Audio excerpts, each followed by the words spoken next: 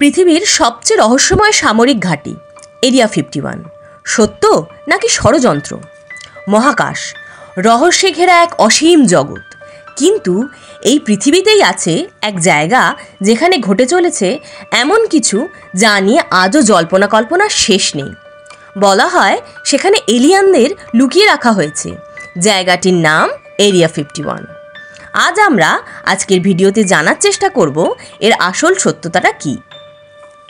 প্রথমে বলি এরিয়া 51 কি, এটি কোথায় অবস্থিত। এরিয়া 51 মার্কিন যুক্তরাষ্ট্রের নেভাদা মরুভূমিতে অবস্থিত।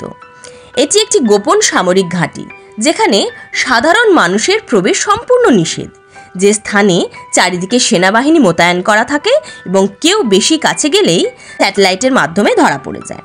কিন্তু প্রশ্ন হলো, এই ঘাঁটিকে এত গোপনীয় করে রাখার কারণ কি? ইউএফও ও এলিয়ানদের কোনো রহস্য এখানে আছে নাকি? চলুন জানি। 1947 সালে নিউ মেক্সিকোর রাসওয়াল শহরের কাছে একটি অজ্ঞাত বস্তু, যা ইউএফও বলে মনে করা হয়, ভেঙে পড়েছিল।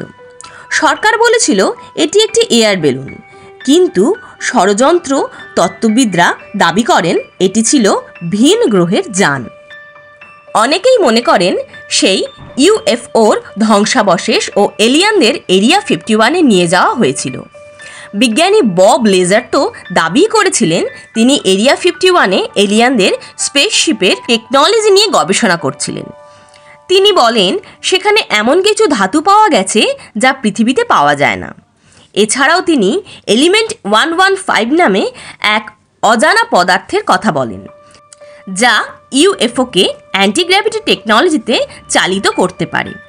বব লেজার কি সত্যি কথা বলেছিলেন, নাকি এটি ছিল তার শুধুমাত্র কল্পনা? এই বিষয়ে সরকার কি বলেন, আসুন জেনে নিই। 2013 সালে CIA প্রথমবারের মতন স্বীকার করেন যে এরিয়া 51 সত্যিই বিদ্যমান, কিন্তু তারা দাবি করে এটি শুধুমাত্র গোপন সামরিক বিমান গবেষণা কেন্দ্র। ইউএফও বা এলিয়ানদের কোনো অস্তিত্ব নেই। তারা জানান এখানে পরীক্ষিত কিছু গোপন সামরিক প্রযুক্তি, তার মধ্যে 1995 সালের U2 স্পাইপ্লেন, 1960 সালের SR-71 ব্ল্যাকবার্ড, 1980 সালের F-117 নাইটহক স্টেলথ ফাইটার, এগুলো হচ্ছে উল্লেখযোগ্য। তাহলে কি ইউএফওর নামে দেখতে পাওয়া বস্তুগুলো আসলে নতুন প্রযুক্তির সামরিক বিমান ছিল?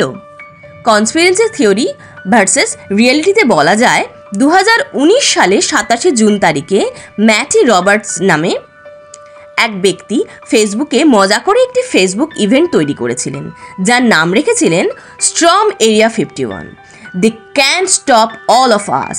তিনি বলেন, যদি আমরা সবাই একসাথে দৌড়ে যাই তাহলে এরিয়া 51-এর সেনারা আমাদের সবাইকে থামাতে পারবে না। আসুন এলিয়ানদের মুক্ত করি। তার এই পোস্ট এত পরিমাণে ভাইরাল হয়েছিল যে 20 লক্ষের বেশি মানুষ গোয়িং অপশনে ক্লিক করেছিল। তার এই মজা যে এইভাবে ভাইরাল হয়ে যাবে সেটা তিনি ভাবেননি। সোশ্যাল মিডিয়াতে #স্টর্ম এরিয়া 51 ট্রেন্ড হয়ে গিয়েছিল। তার এই কাজের জন্য তাকে মার্কিন সরকারের সেনাবাহিনীরা কঠোর হুঁশিয়ারি দিয়েছিলেন এবং বলেছিলেন এই এরিয়া 51-এর সামরিক ঘাঁটিতে বেআইনিভাবে কেউ যদি প্রবেশ করে তাহলে তার বিরুদ্ধে কঠোর ব্যবস্থা নেওয়া হবে। FBI ম্যাটির সাথে যোগাযোগ করেন। তারপরে ম্যাটি বলেন এই পোস্টটি শুধুমাত্র মজার ছলেই তিনি করেছিলেন, তিনি কাউকেই এরিয়া 51-এ ঢোকার জন্য আহ্বান করেননি। কিন্তু ম্যাটির এই পোস্টের রেসপন্স হিসেবে 20 এবং 21 সেপ্টেম্বর 2019 সালে হাজার হাজার মানুষ এরিয়া 51-এ পৌঁছায়। তবে খুব কম সংখ্যক মানুষ এরিয়া 51-এর কাছে যাওয়ার চেষ্টা করেছিল এবং 2 লোক আটক হয়েছিল। বাকিরা সকলেই এলিয়ান স্টক ফেস্টিভ্যাল নামে একটি মিউজিক ফেস্টিভ্যাল ওখানে পালন করেন এবং যে যার মতন বাড়ি ফিরে যান। তাহলে প্রশ্ন হচ্ছে, এলিয়ানরা কি সত্যি এরিয়া 51-এ ছিল, নাকি এটি শুধুই মাত্র কল্পনা? যদি সত্যিই কিছু এরিয়া 51-এ লুকানো না থাকে, তবে এত কঠোর নিরাপত্তা কেন? আজও এরিয়া 51-এ আসল সত্যতা সম্পূর্ণরূপে জানা যায়নি। হয়তো ভবিষ্যতে একদিন আমরা এই মহাজাগতিক রহস্যের উত্তর পেয়ে যাব। আপনারা কি মনে করেন, এরিয়া 51 কি সত্যি এলিয়ানদের নিয়ে গবেষণা করা হয়, নাকি এটি শুধুমাত্র একটি সামরিক ঘাঁটি? আপনাদের মূল্যবান মতামতের অপেক্ষায় রইলাম। অবশ্যই কমেন্ট করে জানাবেন। আমাদের এই ভিডিওটা ভালো লাগলে লাইক করো, কমেন্ট করো এবং বন্ধুদের সঙ্গে শেয়ার করো। আমাদের চ্যানেলের পরবর্তী ভিডিওগুলো দেখার জন্য চ্যানেলটিকে সাবস্ক্রাইব করে বেল আইকনে ক্লিক করে রাখো।